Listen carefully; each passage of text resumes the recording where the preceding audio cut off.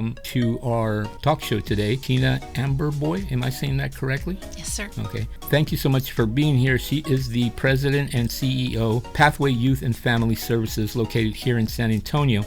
And I want to give a shout out to them because specifically Yvonne Yearly, she was instrumental in opening their doors and hosting one of our Bridging the Gap meetings a couple of months back. So it was a great turnout for that event as well. So thank you for opening your doors and hosting us and partnering up with our Bridging the Gap organization as well. Well, thank you for being here. I know we're trying to, coordinate this and trying to get this. And I know you came in from out of town, from Austin, Hook 'em Horns. I'm a Longhorn fan. And so thank you so much for being here. Say hello to the people that are listening. Hello, listeners, and thank you, Sal, very much for inviting me to be on your program. I'm glad to be here, and we are very glad we were able to host your meeting recently. Yes, it was great. We had a great turnout, like I said, and we're always looking for, partners that will open their doors. But Yvonne, again, I just want to give her a shout out. She was very professional. Thing went perfectly, so I couldn't ask for a better meeting, right? She's great. Yes, she is. So thank you for that as well. Pathways, it's an organization that when Yvonne was sharing with me what y'all are doing, and I know you can probably touch on that more because I know what I understood, the first thing that I heard or was really looking at was that the foster kids that you serve for the community, not only here, but I know you'll give us some more details on if you are just here in San Antonio or you have other areas throughout Texas, but fill us in a little bit about that. What is Pathways? What do they do, and when did they start? Well, Pathways Youth and Family Services provides foster care and adoption, residential care, and behavioral health services to children who are experiencing foster care in Texas. And Pathways was founded in 1992, so we are celebrating our 30th year this year. Wow. And we have 7 locations. We have branch offices in San Antonio, Austin, Dallas, Houston, Abilene. Our headquarters office is in Kerrville, and then we have 2 residential facilities. One is in San Antonio, and one is in Mountain Home. So we're all over the state. We have about 200 employees, and like I said, we provide foster care and adoption services and residential services, and then behavioral health services as well, which can include licensed therapy, targeted case management, skills therapy, and psychiatry services. Well, that's quite a bit. I know you mentioned this is your 30th year anniversary. Where did it start? Is it here in San Antonio or Kerrville or Austin, or where did that begin? It actually started in Leakey, Texas. Oh, okay. The man who founded Pathways, he and his wife, Dan and Betty Johnson, they really started as a foster home for 6 boys who needed a home. So they got a license to be a foster home, and then a few years later they got a license to verify other foster homes, to be a child placing agency, and the business just grew from there. And right. And that's I love what I do because sometimes we think, okay, I know we know what we hear, what's already what we see, right? But a lot of times people don't realize that some of these organizations or nonprofits had some very humble beginnings. Like you're talking about this couple, right? They took in some kids. I'm sure they didn't envision what is actually what you see today, right? Mm-hmm. Well, I didn't know Dan Johnson, but there was a story that he had a list of things he wanted to do in his lifetime, and this was one of them. Establishing a foster home for some kids, but also to buy a ranch in the hill country and take care of more kids. And he did that. We have a beautiful 115-acre ranch out in Mountain Home where boys between the ages of 11 and 17 live. They stay with us usually about a year, maybe a little bit longer, and then they move on, we hope, to a better situation for them, back with their family or with a permanent family. Right. And this is in Leakey? Is that where you have the ranch is 3H Youth Ranch. It's in Mountain Home, Texas. Oh, okay. So it's about 25 miles west of Kerrville. Oh, okay. Well, that's really nice up there anyway, the hill country. I know Leakey, we go through there when we go to Garden State Park, if I remember correctly. So I know that little area there is very nice. It's just beautiful in the hill country. For those who may not know.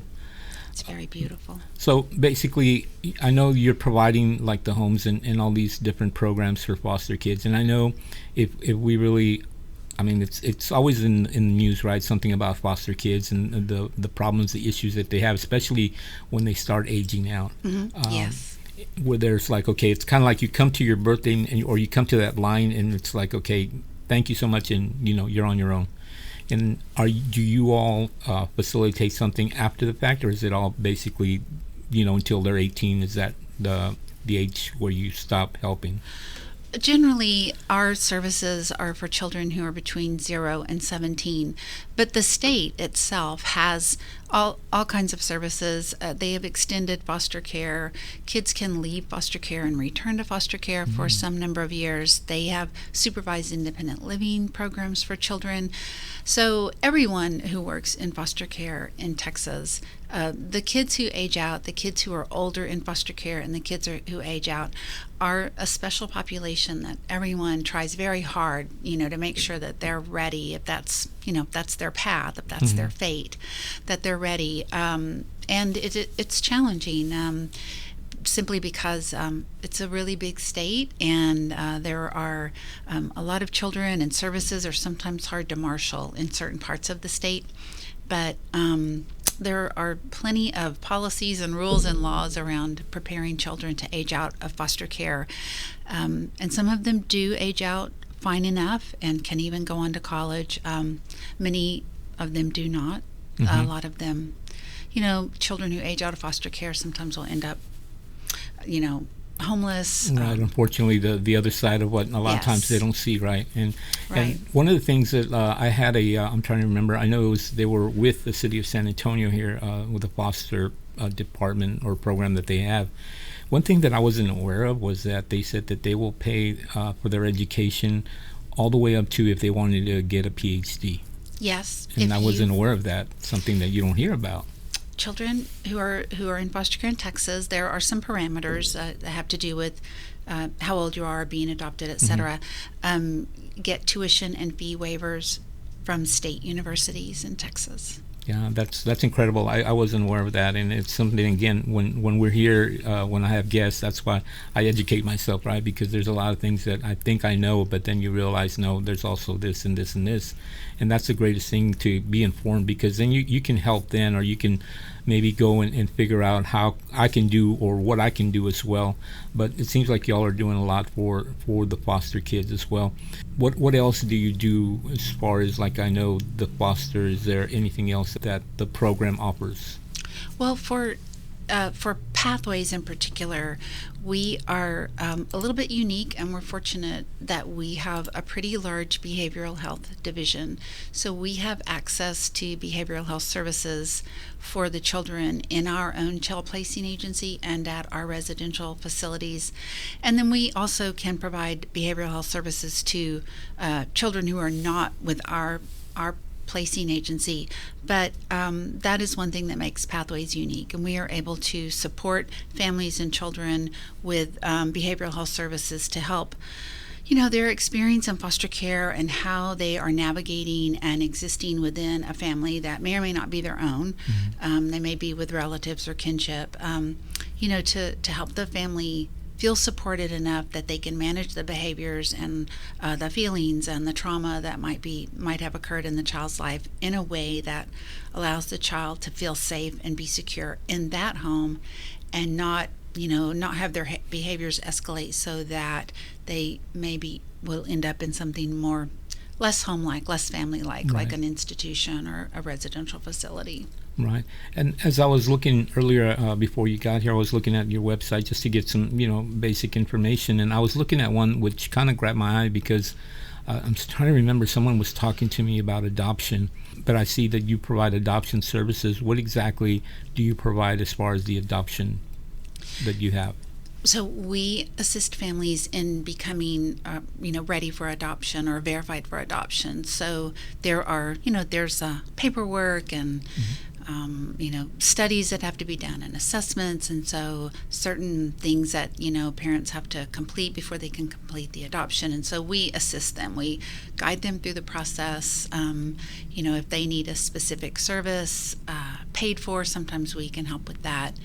But it's primarily to assist the family that wants to adopt the children. Okay, so that would be like someone who wants to start the process, not necessarily that may have already gone through some of the process. outside of what your program is doing? Well, they might have started out as foster parents, you know. So it's basically, it has to be a foster child or someone that the adoption that you're working with has to come from the foster. It can't be just ordinary somebody that may be wanting to. Right. We don't do private adoptions. Okay. Yes. Okay. That came about when that discussion was coming out. He was asking me, well, do you know anybody out there? And then when I saw that, I think, well, maybe, possibly, but I understand that it's mostly the foster side of what y'all are doing. Right. It's children who are in foster care whose parents' rights have been terminated and are available for adoption. Right. Okay. Well, that's good to know. You do foster program, the adoption, everything else that comes with it. It's good to know because a lot of times we do. Some people will ask, do you know anybody that may be doing this? We know. Okay, now we know what exactly you're. Get an idea of what the programs are that are available for the people that are looking to maybe want to do foster, and or those who already maybe have foster kids, or the foster kids themselves. Right? Can they come to you if they're a foster kid? Come to you directly, or does it have to be a referral, or? Well, how does that work? The state, as the parent of the child, is the actor or the entity that that places children in foster homes. I need to probably clear that up. Let's say somebody that maybe a foster care that's already, 18 and is out of the foster care system. Can they come for any help or anything like that, or is it just once they're out, they can't come to you because they're considered adults, I guess? No, in Texas, 18-year-olds can return to foster care. If they want to be in extended foster care, they can, but it's still managed through the state. The state could place them in, with a child placing agency or in some other appropriate living situation for the child, but the state is the actor that does the placement.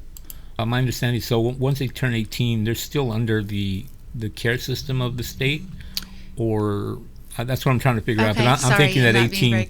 Well, no, that's my impression of what I got. It's like, okay, you're 18, you're out. We don't have anything to do with you. But from what I'm hearing and understanding is 18, they're still under the system. Well, at 18 in Texas, you're an adult. Right. But also in Texas, our state has decided to extend foster care to 21.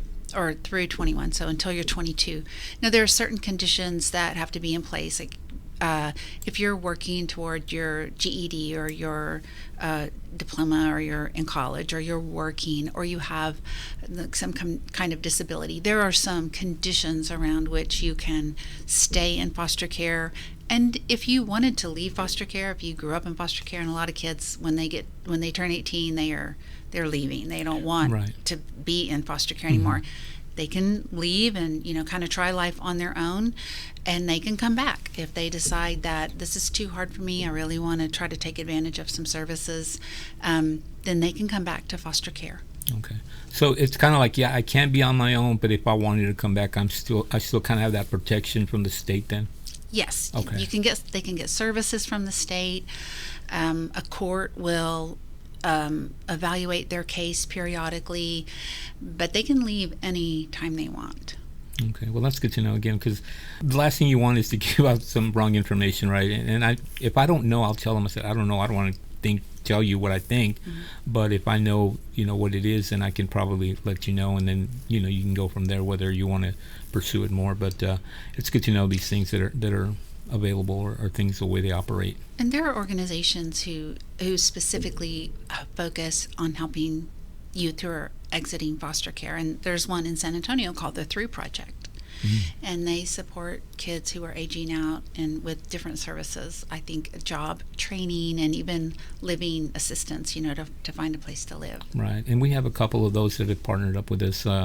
It's Already Done Ministries or something. They're kind of just started probably about 2 years ago, and they're trying to get up and go, and they have that goal of wanting to have like this individual, right, a place where the kids can come and they can house them and all that, which I think is a great need right now, to be able to have those facilities that are in short supply, right? It is, yes. So is there anything else I know one thing that maybe you can touch on that it just came to mind right now. I know Yvonne had sent out an email, and I think that was the reason why I reached out, that you're doing some type of, is it a fundraiser to raise funds or anything like that? Well, we are always, yes. Okay. When you are in the foster care business, you're perpetually raising funds. But perhaps Yvonne might have told you about, we in San Antonio, we recently moved some children. We have a population of kids who are intellectually and developmentally disabled. We moved them to a new location, and we rehabilitated that location, and so that's the focus of some of our fundraising efforts. And then separately, something that's going on right now is, like a lot of agencies at the holidays, we are always looking for assistance and help to make sure that the children in our care in Bexar County experience, a nice holiday. Right. Do you have anything for Christmas that's coming up that maybe, I know there's a lot of organizations right now, they're saying, hey, we need toys, we need this. And a couple of months back, I had some backpacks here that, I don't know, I can't remember where I had gotten them from, but we had like 12 of them, and they were filled with a lot of, notepads and blankets and just things of that nature. And I asked her, I said, can you use these for the kids? I mean, I don't know, they're only 12. I don't know how you would distribute them, but she came and picked them up. And I know that, like I said, they're always a need, right? If you're in an organization, specifically if you're working with youth, that there are things that are always constantly needed. Right. Is there anything that maybe, if they want to give a donation, like because it's Christmas, maybe, I don't know, I'm just putting that out there. Certainly. Anyone could visit our website at pathway.org, and there's a donate button, and it's at the bottom. It's super easy to donate to Pathways through the website. That's the easiest way to do it.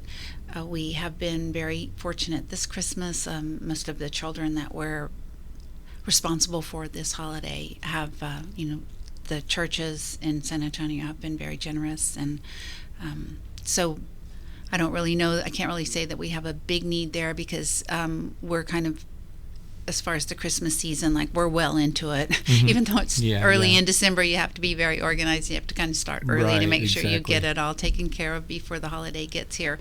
But as far as just donating to Pathways to support the children who are in foster care in San Antonio, we have about 75, really probably closer to 100 kids in foster care in San Antonio. San Antonio itself, Bexar County, there are about 2,500 kids in the state's conservatorship in Bexar County. So there's a need here for philanthropy and for help for that population. Sure. And I was remembering right now too, I remember Yvonne said that they were doing I think, and this was probably about 3-4 months back, that they were going to start doing the meeting that we had there. I think they were launching off the toy drive, I think, when we had it there. So I put it out there if anybody, I know some of the partners that came in, they brought in some toys and all that, but I think that's what was in my mind, that maybe they still needed toys or anything like that. So we wanted to put the word out in case maybe somebody did want to donate toys, or I'm sure you'll never turn them away, or especially finances or, monetarily donations, which can help in a lot of different ways as well. And we're very grateful for all donations. So thank you. And so if anybody if you're listening right now and maybe you're thinking, well, maybe you were thinking about adopting, or not adopting, but actually, well, yeah, you can adopt too, but maybe becoming a foster, can they go to you for more information, or are you able to connect them, or do you place kids with them as well, or?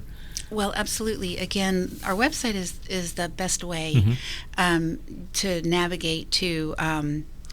The best place to start is just attend an orientation session, and the information about that is on our website, and there's a calendar. It's by Zoom. It's easy to tune in and kind of learn about foster care, and it's foster care. It's a statewide view. It's not necessarily specific to Bexar County, but if someone in Bexar County is interested, we also have people who work specifically for in the Bexar County area who reach out and discuss foster care options with families who are interested. Right. And again, we are located here in San Antonio, but because the radio station is on the internet, I mean, you might be in Fort Worth or wherever, Houston, where you have your offices. That's, if you are thinking about or maybe considering doing that and becoming a foster parent and need information, I'm sure you can, like she said, go to the website and get more information. Or maybe you have a question, whatever the case may be, regarding fostering, children, then they can definitely reach out to you, right? We certainly will. My staff is very responsive on that. If any questions, we'd love to be in touch with you. Yeah, I had the pleasure of meeting some of the staff there that came to the meeting, as a matter of fact, and they're, I always say that we're very fortunate. Bridging the Gap is fortunate because some of the majority of the partners that either partner with us or come to our meetings, you can tell they really have a heart for what they're doing, because it's not just. And I understand you have to get a paycheck, but a lot of times you just feel that they want to contribute, or they're really doing something out of their heart.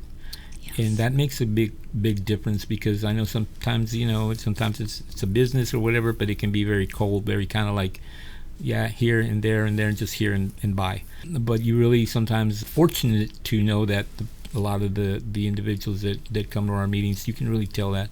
And I saw that in Yvonne. She just has like that really caring heart.